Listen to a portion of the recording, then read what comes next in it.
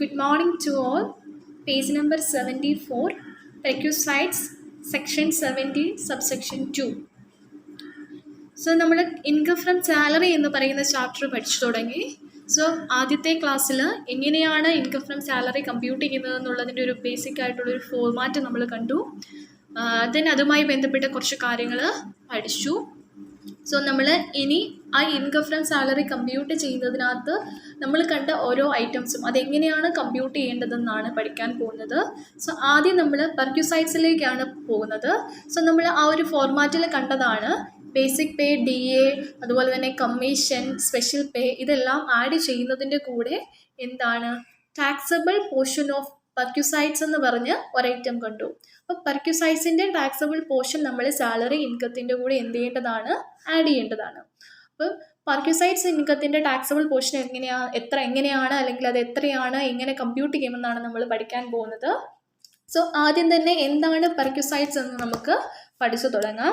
സിമ്പിളായിട്ട് പറഞ്ഞിട്ടുണ്ടെങ്കിൽ പെർക്യുസൈറ്റ്സ് എന്ന് പറഞ്ഞാൽ ഇത്രയേ ഉള്ളൂ, സാലറി കൂടാതെ എംപ്ലോയീസിന് എംപ്ലോയറുടെ അടുത്ത് നിന്ന് കിട്ടുന്ന ഫെസിലിറ്റീസ്, ആനുകൂല്യങ്ങളാണ് എന്തെന്ന് പറയുന്നത്, പെർക്യുസൈറ്റ്സ് എന്ന് പറയുന്നത്. സോ നമ്മുടെ ടെക്സ്റ്റിൽ അതിൻ്റെ ഡെഫിനിഷൻ കൊടുത്തിട്ടുണ്ട്. സെക്ഷൻ 17 സബ്സെക്ഷൻ 2 ആണ് പെർക്യുസൈറ്റ്സ് ഡിഫൈൻ ചെയ്തിരിക്കുന്നത്.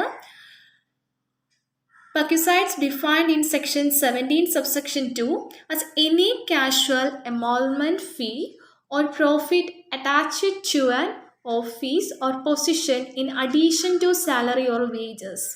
സാലറി അല്ലെങ്കിൽ ഒരു വ്യക്തിയുടെ ആ ഒരു ഓഫീസിൽ അല്ലെങ്കിൽ അയാളുടെ പൊസിഷനിൽ അല്ലെങ്കിൽ ഒരു വ്യക്തിയുടെ സാലറി, സിമ്പിളായിട്ട് ഇത്രയേ ഉള്ളൂ, ഒരാളുടെ സാലറി അല്ലെങ്കിൽ അയാളുടെ വേജസിൻ്റെ കൂടെ അതുകൂടാതെ അതിൻ്റെ കൂടെ അറ്റാച്ച് ചെയ്ത് കൊടുക്കുന്ന പ്രോഫിറ്റ് അല്ലെങ്കിൽ കാഷ്വൽ ആയിട്ടുള്ള എമോൾമെൻറ്റ് ഒക്കെയാണ് എന്തെന്ന് പറയുന്നത്, പെർക്യുസൈറ്റ്സ് എന്ന് പറയുന്നത്.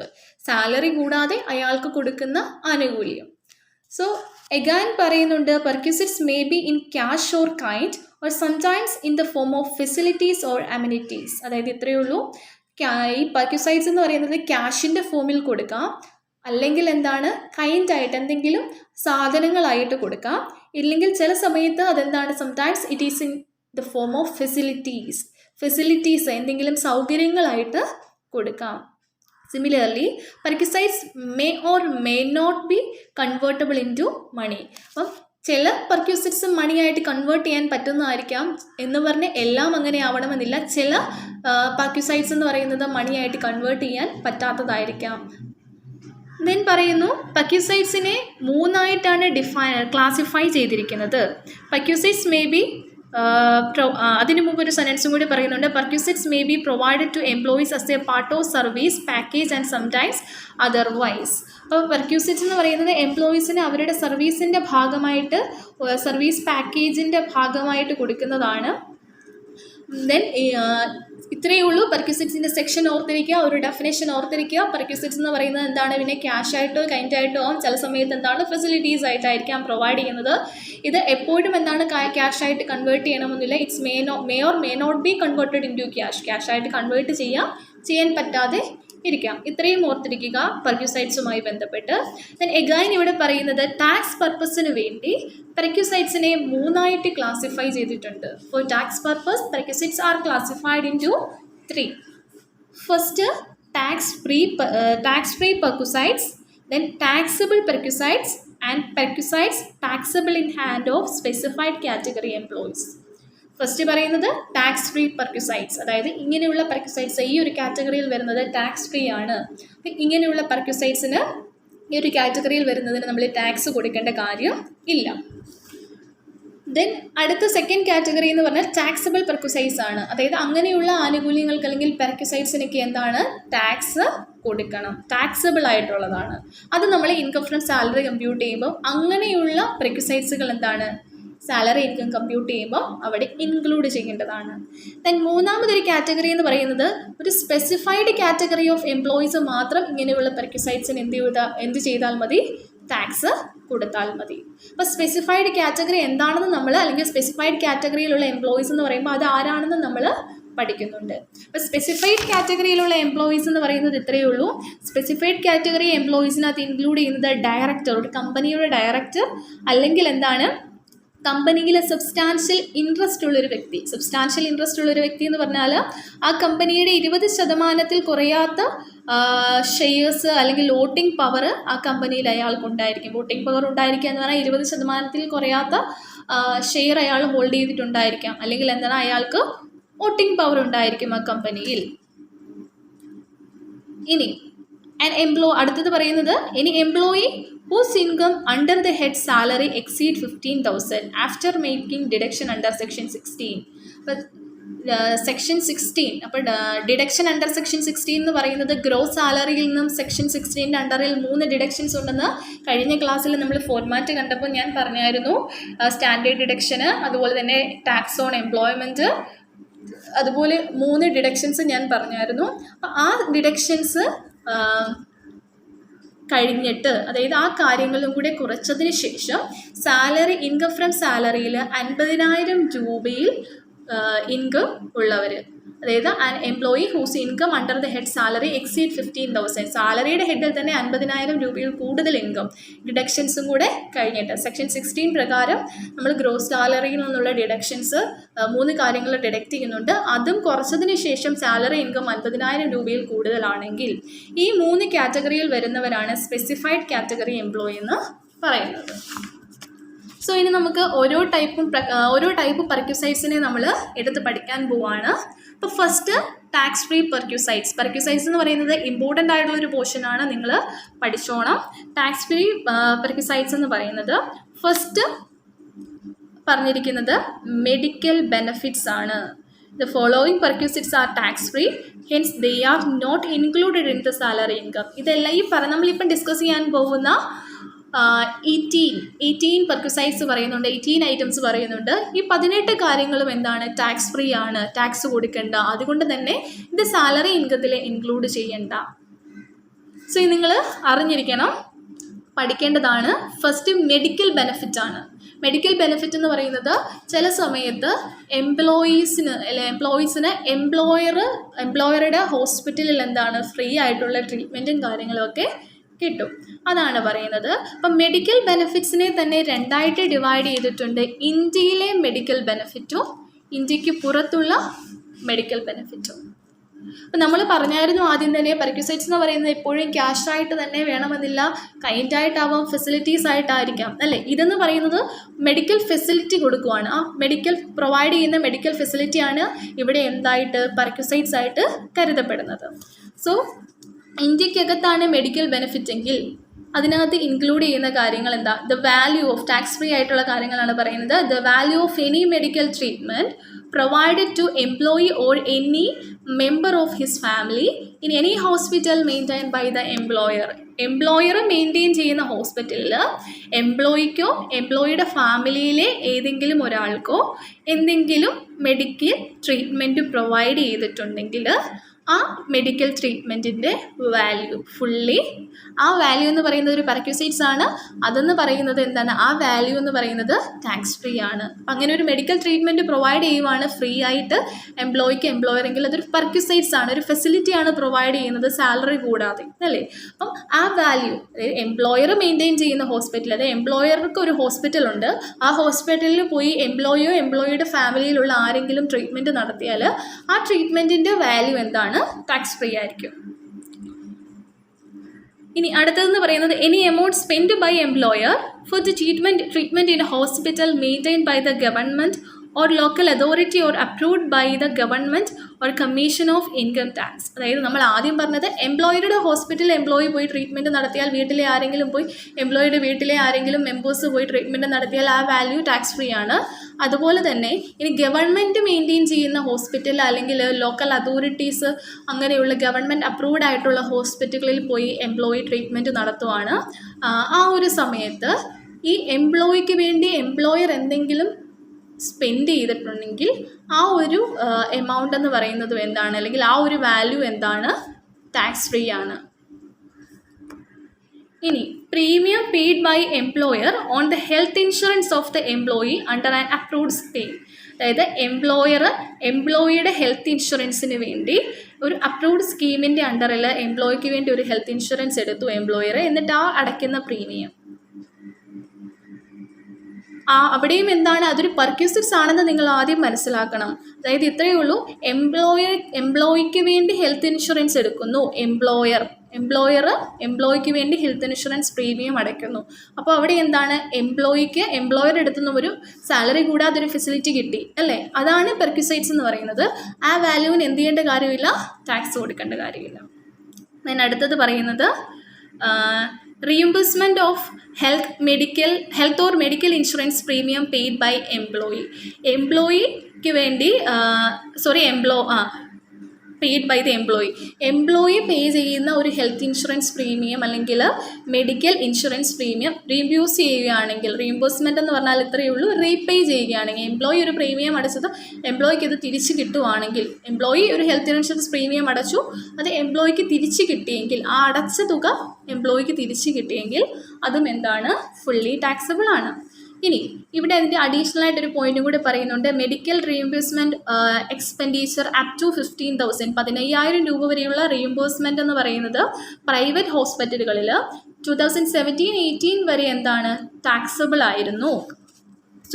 ടാക്സബിൾ ആയിരുന്നു. എന്നാൽ 2018-19 മുതൽ എന്താണ്, ഈ ഒരു എമൗണ്ട് എന്ന് പറയുന്നത് ടാക്സബിൾ ആണ്. അതെവിടെയാണ്, പ്രൈവറ്റ് ഹോസ്പിറ്റലുകളിൽ. സോ അത് നിങ്ങൾ ഓർത്തിരുന്നാൽ മതി, ഇത് എഴുതണമെന്നുമില്ല. ഈ ഒരു ഇത്രയും പോയിന്റ്സ് നിങ്ങൾ പഠിച്ചിരിക്കണം. ദെൻ ഇനി അടുത്തത് ഇന്ത്യക്ക് പുറത്താണെങ്കിൽ, നമ്മൾ ഇതുവരെ എന്താണ് ഇന്ത്യയുടെ ഉള്ളിലാണ് പറഞ്ഞത്, ഇനി ഇന്ത്യക്ക് പുറത്തുള്ള മെഡിക്കൽ ബെനിഫിറ്റ്സ് ആണ്. ഇനി expenditure on the treatment of employee or any member of family, employee അല്ലെങ്കിൽ എംപ്ലോയിയുടെ ഫാമിലിയിലെ ഒരു മെമ്പർ എബ്രോഡ്, ഇന്ത്യയുടെ പുറത്ത് പോയി മെഡിക്കൽ ട്രീറ്റ്മെൻറ്റ് നടത്തുകയാണ്. അപ്പോൾ അതുമായി ബന്ധപ്പെട്ട എക്സ്പെൻഡിച്ചർ, അങ്ങനെയുള്ള എക്സ്പെൻഡിച്ചറുകൾ ആരാണ് മുടക്കുന്നത്, എംപ്ലോയർ ആണ് മുടക്കുന്നത്. അപ്പോൾ അങ്ങനെയുള്ള എമൗണ്ട് ഫുള്ളി എക്സംപ്റ്റഡ് ആയിരിക്കും. ഇനി if employer incurs any expenditure on stay of person and one attendant abroad it shall be exempt as follows. ഇവിടെ പറയുന്നത് എംപ്ലോയിക്ക് വേണ്ടി മുടക്കുന്ന തുകയാണ് പറയുന്നത്. അപ്പം എംപ്ലോയി വിദേശത്ത് പോയി ചികിത്സയുടെ ഭാഗമായിട്ട്, അപ്പം എംപ്ലോയി അവിടെ സ്റ്റേ ചെയ്യുന്നതിനും എംപ്ലോയിയുടെ ആ ഒരു എംപ്ലോയി പേഷ്യൻ്റാണ്, അപ്പം എംപ്ലോയി എബ്രോഡ് പോയി, അപ്പോൾ ആ ഒരു പേഷ്യൻറ്റിൻ്റെ കൂടെ അറ്റൻഡ് എന്ന് പറയുന്നത് അവിടുത്തെ ബൈസ്റ്റാൻഡറായിട്ട് പേഷ്യൻറ്റിൻ്റെ കൂടെ നിൽക്കാൻ ഒരാൾ അല്ലേ. ഇവരുടെ രണ്ടുപേരുടെയും സ്റ്റേയും അതുപോലെ തന്നെ മെഡിക്കൽ എക്സ്പെൻഡിച്ചറും ഇങ്ങനെയുള്ള കാര്യങ്ങൾ എക്സംപ്റ്റഡ് ആവുന്നത് താഴെ പറയുന്ന കണ്ടീഷൻ്റെ ബേസിലാണ്, അല്ലെങ്കിൽ ടാക്സ് ഫ്രീ ആവുന്നത്. അതാണ് പറയുന്നത്. Expenditure on medical treatment and stay abroad shall be exempt to the extent permitted by Reserve Bank of India. RBI ഒരു എക്സ്റ്റെൻറ്റ് വെച്ചിട്ടുണ്ടെങ്കിൽ RBI എത്രമാത്രം പറഞ്ഞിട്ടുണ്ടോ അത്രയും എന്താണ് എക്സ്പെൻഡിച്ചർ ഇവിടെ എന്താണ് ടാക്സ് ഫ്രീ ആയിരിക്കും. അതാണ് പറയുന്നത് expenditure on medical treatment and stay abroad. വിദേശത്ത് പോയി ട്രീറ്റ്മെൻറ്റ് നടത്തുന്നതിനും അവിടെ ട്രീറ്റ്മെൻറ്റ് ചെയ്യുമ്പോൾ അവിടെ സ്റ്റേ ചെയ്യണം അല്ലേ, ആ സ്റ്റേ ചെയ്യുന്നതിനും ആ മെഡിക്കൽ ട്രീറ്റ്മെൻറ്റിനും വേണ്ടി എത്രമാത്രം എക്സ്പെൻഡിച്ചർ മുടക്കാമെന്ന്, അല്ലെങ്കിൽ എത്രമാത്രം എത്ര എക്സ്റ്റെൻറ്റ് RBI പറഞ്ഞിട്ടുണ്ടോ ആ എക്സ്പെൻഡിച്ചറിന് അത്രയും എന്താണ് ടാക്സ് ഫ്രീ ആണ്. ദെൻ അടുത്തത് expenditure on travel shall be fully exempted if gross total income does not exceed 2 lakh. അതായത് 2 ലക്ഷം രൂപയിൽ കൂടുതൽ ഗ്രോസ് ടോട്ടൽ ഇൻകം ആ വ്യക്തിക്ക് വരുന്നില്ല എന്നുണ്ടെങ്കിൽ ആ ട്രാവൽ എക്സ്പെൻസ്, എബ്രോഡേക്ക് പോകാനുള്ള മെഡിക്കൽ ട്രീറ്റ്മെൻറ്റിന് പോകാനുള്ള ട്രാവൽ എക്സ്പെൻസും എന്താണ് ടാക്സ് ഫ്രീ ആയിരിക്കും. സോ അവിടെ ഒരു കാര്യം കൂടി പറയുന്നുണ്ട്, excluding the expenditure on travel. അപ്പം ഈ ഒരു എക്സ്പെൻഡിച്ചർ, ഈ ഒരു പെർക്യൂസിറ്റ്സ് എന്ന് പറയുന്നത് ടാക്സ് ഫ്രീ ആവുന്ന സമയത്ത് നമുക്ക് പിന്നീട് ട്രാവൽ എക്സ്പെൻസ് എന്ന് പറഞ്ഞ ഒരു ഐറ്റം നമുക്ക് എന്ത് ചെയ്യാൻ പറ്റത്തില്ല, നമ്മുടെ എക്സ്പെൻസ് ആണെന്ന് പറഞ്ഞ് കുറയ്ക്കാൻ പാടില്ല. അപ്പം അത്രയേ ഉള്ളൂ. 2 ലക്ഷം രൂപയിൽ കൂടുതൽ ഗ്രോസ് ടോട്ടൽ ഇൻകം ഉള്ള വ്യക്തിയാണെങ്കിൽ എന്താണ് ഈ പറയുന്ന മെഡിക്കൽ ട്രീറ്റ്മെൻറ്റിന് വേണ്ടിയുള്ള എബ്രോഡേക്ക് പോകാനുള്ള എക്സ്പെൻഡിച്ചർ എന്ന് പറയുന്നത് ടാക്സ് ഫ്രീ ആയിരിക്കുകയില്ല, ടാക്സബിൾ ആയിരിക്കും. സോ ഇവിടെ നമ്മൾ ഈ പറഞ്ഞ ഓരോ കാര്യങ്ങളും പെർക്യൂസൈറ്റ്സ് ആണ് പറയുന്നത്. ഇപ്പം മെഡിക്കൽ ട്രീറ്റ്മെൻറ്റ് എംപ്ലോയിക്ക് മെഡിക്കൽ ട്രീറ്റ്മെൻറ്റിന് വേണ്ടിയുള്ള ആ ഒരു എമൗണ്ട് എംപ്ലോയിയുടെ മെഡിക്കൽ ട്രീറ്റ്മെൻറ്റിന് വേണ്ടി എംപ്ലോയർ ആ ഒരു എക്സ്പെൻഡിച്ചർ മീറ്റ് ചെയ്യുകയാണെങ്കിൽ അത് എന്താണ് ഒരു പെർക്യൂസൈറ്റ്സ് ആണ്. സാലറി കൂടാതെ എംപ്ലോയിക്ക് കൊടുക്കുന്ന ഒരു ഫെസിലിറ്റിയാണ്, മെഡിക്കൽ ട്രീറ്റ്മെൻറ്റ് പ്രൊവൈഡ് ചെയ്യുവാണ്. സോ ഈ പറയുന്ന കാര്യങ്ങൾ ടാക്സ് ഫ്രീ ആണ്. ദെൻ അടുത്തത് സെക്കൻഡ്. ഫസ്റ്റ് നമ്മൾ മെഡിക്കൽ ബെനിഫിറ്റേ പറഞ്ഞുള്ളൂ. സെക്കൻഡ് പറയുന്നത് tea or snacks or free food or non alcoholic beverages provided in the office or factory. അതായത് ആ ഒരു എംപ്ലോയിക്ക് വേണ്ടി എംപ്ലോയിക്ക് വേണ്ടി എംപ്ലോയിയുടെ ഓഫീസിലോ ഫാക്ടറിയിലോ ഒക്കെ എംപ്ലോയിക്ക് ടീ, അതുപോലെ തന്നെ ഫ്രീ ആയിട്ട് ഫുഡ്, നോൺ ആൽക്കഹോളിക് ആയിട്ടുള്ള ബിവറേജസ് ഒക്കെ പ്രൊവൈഡ് ചെയ്യുന്നുണ്ടെങ്കിൽ അതും എന്താണ്, ടാക്സ് ഫ്രീ ആണ്. അതുപോലെ തന്നെ meals in office hours in not taxable if the cost per meals does not exceed 50 per meal. അപ്പം മീൽ ഫ്രീ ആയിട്ട് പ്രൊവൈഡ് ചെയ്യുവാണെങ്കിൽ ഒരു മീലിന് 50 രൂപയിൽ കൂടാതെ ഇരിക്കുകയാണെങ്കിൽ അങ്ങനെയുള്ള സിറ്റുവേഷൻസിൽ ആ പെർക്യൂസൈറ്റ്സും എന്താണ്, ടാക്സ് ഫ്രീ ആണ്. ഇനി 50 രൂപയിൽ കൂടിയിട്ടുണ്ടെങ്കിൽ എന്താണ്, ടാക്സബിൾ ആണ്. അടുത്തത് പറയുന്നത് റെസിഡൻഷ്യൽ അക്കോമഡേഷൻ ആണ് പറയുന്നത്. Residential accommodation provided at work site, project site, remote area. Remote area എന്ന് പറഞ്ഞാൽ ഇത്രയേ ഉള്ളൂ, ബ്രാക്കറ്റിൽ പറഞ്ഞിട്ടുണ്ട്. ടൗണിൽ നിന്നും 40 കിലോമീറ്റർ അകലെയുള്ള സ്ഥലമാണ്, ദൂരെയുള്ള സ്ഥലമാണ്. അവിടുത്തെ പോപ്പുലേഷൻ എന്ന് പറയുന്നത് എന്താണ്, 20,000 കുറവായിരിക്കണം. ഇങ്ങനെയുള്ളതാണ് റിമോട്ട് ഏരിയ എന്ന് പറയുന്നത്. ആ റിമോട്ട് ഏരിയയിലോ പ്രൊജക്ട് സൈറ്റിലോ വർക്ക് സൈറ്റിലോ അതുപോലെ തന്നെ മൈനിങ് സൈറ്റിലോ ഓഫ് സൈറ്റിലൊക്കെ അക്കോമഡേഷൻ പ്രൊവൈഡ് ചെയ്യും എംപ്ലോയർക്ക്. അപ്പം അങ്ങനെയുള്ള പെർക്യൂസൈറ്റ്സും ടാക്സ് ഫ്രീ ആണ്. ദെൻ എന്താണ്, expense on telephone including mobile ഉൾപ്പെടെയുള്ള ടെലഫോൺ എക്സ്പെൻസുകൾ, employees contribution to staff group ഇൻഷുറൻസിലേക്കുള്ള എംപ്ലോയറുടെ കോൺട്രിബ്യൂഷൻ, അതുപോലെ തന്നെ അപ്രൂവ്ഡ് സൂപ്പർ ആനിമേഷൻ ഫണ്ട് 1,50,000 രൂപ വരെ അപ്രൂവ്ഡ് സൂപ്പർ ആനിമേഷൻ ഫണ്ടിലേക്കുള്ള എംപ്ലോയറുടെ കോൺട്രിബ്യൂഷൻ. ദെൻ എന്താണ്, എംപ്ലോയിക്കോ എംപ്ലോയിയുടെ കുട്ടികൾക്കോ ഉള്ള സ്കോളർഷിപ്പ് എംപ്ലോയർ പേ ചെയ്താൽ, അതാണ് പറയുന്നത് scholarship to employee or their children paid by the employer. അടുത്തത് conveyance facilities from the place of employment to residence and back. ഇപ്പോൾ ജോലി സ്ഥലത്തേക്ക് താമസ സ്ഥലത്തു നിന്ന് വരാനും പോകാനും, അതാണ് employment to residence and back, place of residence and back. അപ്പോൾ കൺവീനിയൻസ് ഫെസിലിറ്റി, ജോലി സ്ഥലത്ത് നിന്നും താമസിക്കുന്ന സ്ഥലത്തു നിന്നും ജോലി സ്ഥലത്തേക്ക് വരാനും തിരിച്ചു പോകാനുമുള്ള കൺവീനിയൻസ് ഫെസിലിറ്റീസ് പ്രൊവൈഡ് ചെയ്തിട്ടുണ്ടെങ്കിൽ. Then expense on refresher course of എംപ്ലോയീസിന് റീഫ്രഷർ കോഴ്സിന് വേണ്ടി എന്തെങ്കിലും എക്സ്പെൻസുകളൊക്കെ ഉണ്ടെങ്കിൽ അത് പ്രൊവൈഡ് ചെയ്യുന്നുണ്ടെങ്കിൽ. Then tax paid by employer on value of പെർക്യൂസൈറ്റ്സിൻ്റെ വാല്യൂസിന് എംപ്ലോയർ ടാക്സ് പേ ചെയ്യുന്നുണ്ടെങ്കിൽ. Then perquisites to government employees posted abroad who is a citizen of Indian citizen ആയിട്ടുള്ള ഒരു ഗവൺമെൻറ് എംപ്ലോയി വിദേശത്ത് ജോലിക്ക് പോസ്റ്റ് ചെയ്തു, ആ എംപ്ലോയിയുടെ പെർക്യൂസൈറ്റ്സ് ടാക്സ് ഫ്രീ ആയിരിക്കും. അതുപോലെ തന്നെ സുപ്രീം കോർട്ട് ജഡ്ജിൻ്റെയും ഹൈക്കോടതി ജഡ്ജിൻ്റെയും ചില സർട്ടൈൻ ആയിട്ടുള്ള പെർക്യൂസൈറ്റ്സ് ടാക്സ് ഫ്രീ ആയിരിക്കും. Then rent free house provided to minister and officer of parliament or leader of opposition. അതായത് മിനിസ്റ്റർക്കും പാർലമെൻറ്റിലെ ഓഫീസർക്കും ഒക്കെ റെൻറ്റ് ഫ്രീ അക്കോമഡേഷൻ പ്രൊവൈഡ് ചെയ്തിട്ടുണ്ടെങ്കിൽ അത് ടാക്സ് ഫ്രീ ആയിരിക്കും. Then laptop and computers provided even for the personal use of എംപ്ലോയീസിൻ്റെ personal യൂസിന് വേണ്ടി ആണെങ്കിലും, ജോലി ആവശ്യത്തിന് തന്നെയല്ല പേഴ്സണൽ പർപ്പസിന് വേണ്ടിയും ലാപ്ടോപ്പോ കമ്പ്യൂട്ടറോ ഒക്കെ എംപ്ലോയർ പ്രൊവൈഡ് ചെയ്തിട്ടുണ്ടെങ്കിൽ, അങ്ങനെയുള്ള ഫെസിലിറ്റീസ് പ്രൊവൈഡ് ചെയ്തിട്ടുണ്ടെങ്കിൽ അതും ടാക്സ് ഫ്രീ ആയിരിക്കും. Then periodicals and journals required for discharge of വർക്കിൻ്റെ ഭാഗമായിട്ട് എന്തെങ്കിലും പീരിയോഡിക്കൽസോ ജേർണൽസോ ഒക്കെ പ്രൊവൈഡ് ചെയ്യുന്നുണ്ടെങ്കിൽ. Then interest free or concessional loan note exceeding 20,000, 20,000 രൂപയിൽ കുറവുള്ള കൺസെഷണൽ ലോൺസും അതിൻ്റെ interest free and concessional loan note exceeding 20,000. Then transfer of movable asset after using more than 10 years, 10 വർഷം ഉപയോഗിച്ചതിന് ശേഷമുള്ള അസറ്റ് ട്രാൻസ്ഫർ ചെയ്യുന്നത്.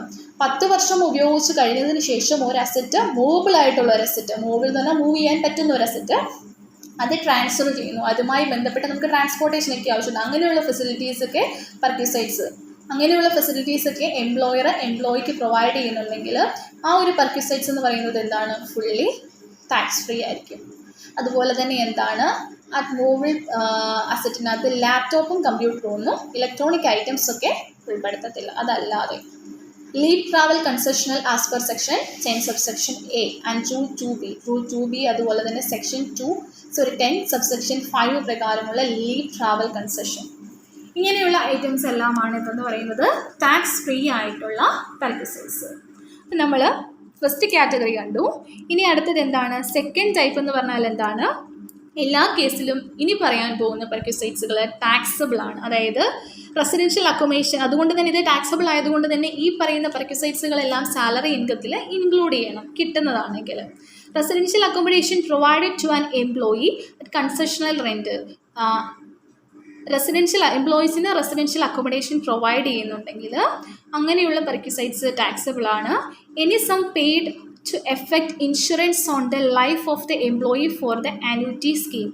Annuity സ്കീമിന് വേണ്ടിയിട്ട് എംപ്ലോയീസിൻ്റെ ലൈഫിന് ഇൻഷുറൻസ് പേ ചെയ്യുന്നുണ്ടെങ്കിൽ, എന്തെങ്കിലും ഇൻഷുറൻസ് സമ്മ് പേ ചെയ്തിട്ടുണ്ടെങ്കിൽ, then for fringe benefit amenities including interest free or concessional loans, use of movable asset, transfer of movable asset. ഇതാണ് ഇവിടെ പറയുന്ന ഫ്രഞ്ച് ബെനിഫിറ്റ്സ്. അതുപോലെ തന്നെ ഇൻട്രസ്റ്റ് ഫ്രീ ആയിട്ടുള്ള കൺസെഷണൽ ലോൺ ആയിട്ടുള്ള അമ്യൂണിറ്റീസ്, അതുപോലെ തന്നെ മൂവബിൾ ആയിട്ടുള്ള അസറ്റിൻ്റെ യൂസ്, അതിൻ്റെ ട്രാൻസ്ഫർ, ഇങ്ങനെയുള്ള കാര്യങ്ങളെല്ലാം ടാക്സബിൾ ആണ്. Income tax paid on behalf of എംപ്ലോയീസിന് വേണ്ടി ഇൻകം ടാക്സ് പേ ചെയ്തിട്ടുണ്ടെങ്കിൽ, അതുപോലെ തന്നെ legal expenses paid on behalf of employees. ഇവിടെയെല്ലാം ഇതെല്ലാം ഒരു പെർക്വിസൈറ്റ്സ് ആണെന്ന് നിങ്ങൾ ഓർത്തോണം. എംപ്ലോയീസിന് വേണ്ടി എംപ്ലോയർ എന്താണ് ലീഗൽ എക്സ്പെൻസ് മീറ്റ് ചെയ്യുവാണ്. എംപ്ലോയീസിന് വേണ്ടി ലീഗൽ എക്സ്പെൻസ് അത് എംപ്ലോയർ മുടക്കേണ്ടതാണ്. പക്ഷെ അതെന്താണ് എംപ്ലോയിക്ക് വേണ്ടി എംപ്ലോയർ മുടക്കുവാണ്.